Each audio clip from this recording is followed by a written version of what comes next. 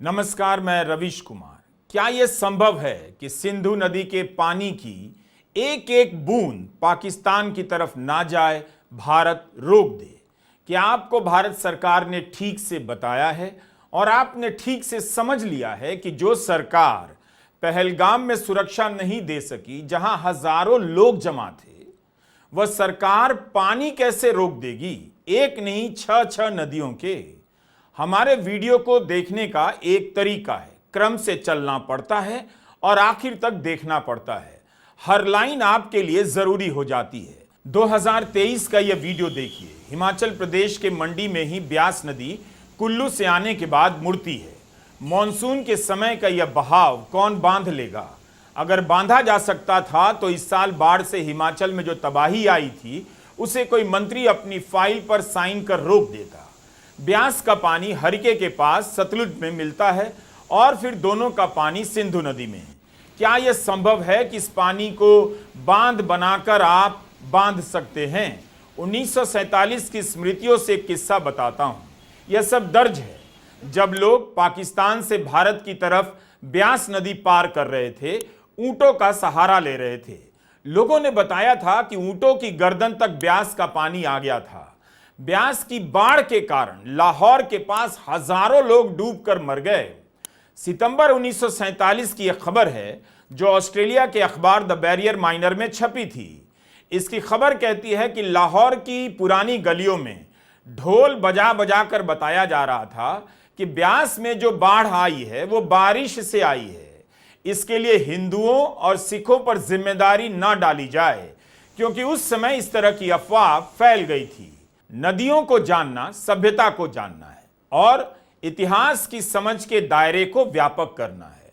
जिस तरह से बीजेपी के सांसद और मोदी सरकार के मंत्री पानी रोकने को लेकर उत्साहित हैं, जोश में हैं, उसे भी समझने की जरूरत है। उनकी राष्ट्रवादी भावनाओं पर फिलहाल शक मत कीजिए, लेकिन नदियों का जो अपना करोड़ों साल का इतिहास है वो तो जानिए।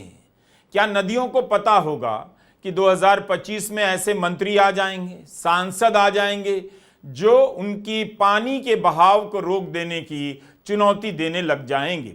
सीआर पाटिल जल शक्ति मंत्री हैं, कहते हैं पाकिस्तान को एक बूंद पानी नहीं देंगे। निशिकांत दुबे बीजेपी के एमपी हैं, कहते हैं हम सनातनी भाजपा के कार्यकर्ता हैं, तड़पा तड़पा कर मारेंगे पाकिस्तान को। उन्होंने यह भी कह दिया कि बांग्लादेश भी छटपटा रहा है, उसे भी गंगा नदी का पानी बंद करने का समय आ गया है। पानी पीकर जिएगा हमसे और गाएगा पाकिस्तान से। भारत में मान्यता है कि भागीरथ जी के तप से गंगा धरती पर आई। गंगा ने करोड़ों वर्ष पूर्व अपना रास्ता बना लिया था, तब तो बांग्लादेश भी नहीं बना था। क्या सचमुच निशिकांत दुबे गंगा का बहाव रोक देंगे? मूल बात यह है कि नदियों ने अपना रास्ता 2014 में नहीं बनाया, करोड़ों वर्ष पहले बना लिया था, जब इंसान ने इस धरती पर मुल्कों की सीमाएं भी नहीं बनाई थी। मालूम भी नहीं था कि इस धरती पर राष्ट्र का निर्माण होगा। करोड़ों साल से नदी जिस रास्ते से गुजर रही है, अगर निशिकांत दुबे और सीआर पाटिल उस रास्ते पर जाकर नदी को रोक देंगे तो यह बहुत बड़ी घटना होने वाली है। अगर इतनी ही क्षमता है तो कोसी नदी का बहाव रोक लेते, जो हर साल बिहार में बाढ़ का दहशत पैदा करती रहती है। सोचिए, अगर निशिकांत दुबे की बात मानकर गंगा का पानी रोक दिया गया तो मॉनसून में क्या होगा? बिहार और बंगाल में बाढ़ की क्या हालत हो जाएगी? ऐसी बाढ़ आएगी कि चुनाव रोक दिया जाएगा और निशिकांत दुबे को राहत के काम में लगना पड़ेगा। यही है सिंधु नदी, जिसके नाम से नाम मिला हिंदू और भारत हिंदुस्तान कहलाया। हमारी सभ्यता सिंधु घाटी सभ्यता भी कहलाई। इस नदी का जल हमारी कल्पनाओं से भले अब दूर है, लेकिन यह नदी हमारी पहचान में हर दिन शामिल है। 4.5 करोड़ साल से यह नदी धरती पर है। सिंधु नदी सिस्टम कहा जाता है। इसमें सिंधु के अलावा रावी, ब्यास, सतलुज, चेनाब और झेलम नदी का पानी है।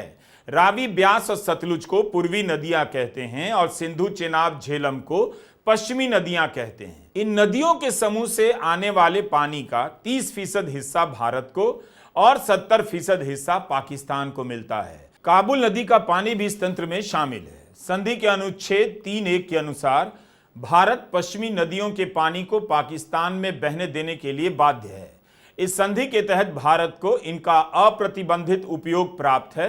भारत अपने घरेलू, खेतिहर और जल विद्युत पैदा करने के मकसद से भी इस्तेमाल करेगा।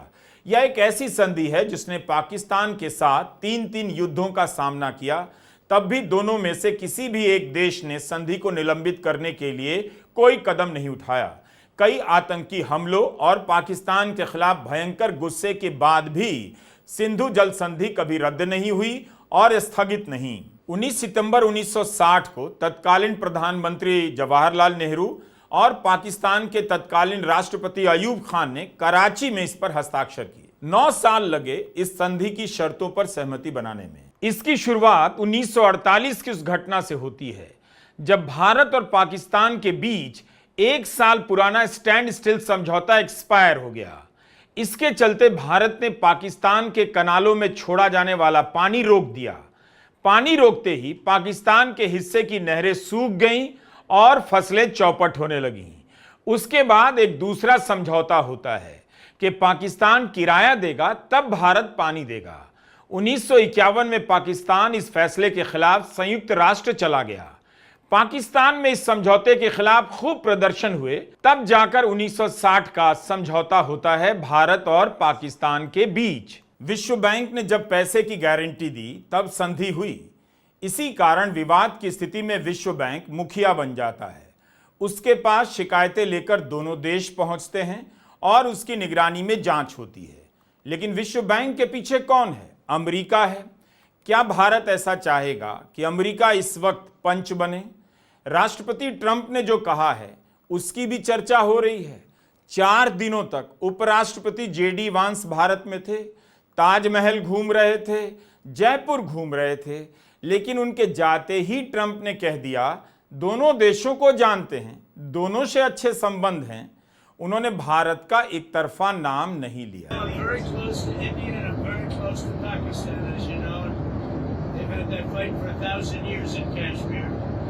Kashmir has been going on for 1,000 years, probably longer than that.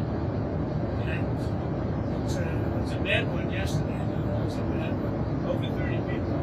Well, there have been tensions on that border for 1,500 years. So, the same as it's been. But they'll get it figured out one way or the other. I'm sure. I know both leaders. There's great tension between Pakistan and India, but there always has been. Trump ने 1500 साल का जिक्र कर दिया। झगड़ा वैसे 1947 से ही है, अभी इसके 1500 साल नहीं हुए हैं। ट्रंप ने किसी का साथ नहीं दिया, बल्कि यह कह दिया कि वे भारत और पाकिस्तान दोनों के करीबी हैं। अब निकालते रहिए इसका मतलब कि वे मोदी जी के साथ ज्यादा हैं या पाकिस्तान के साथ। ट्रंप ने उधर की भी बात कर दी और इधर की भी बात कर दी। मूल बात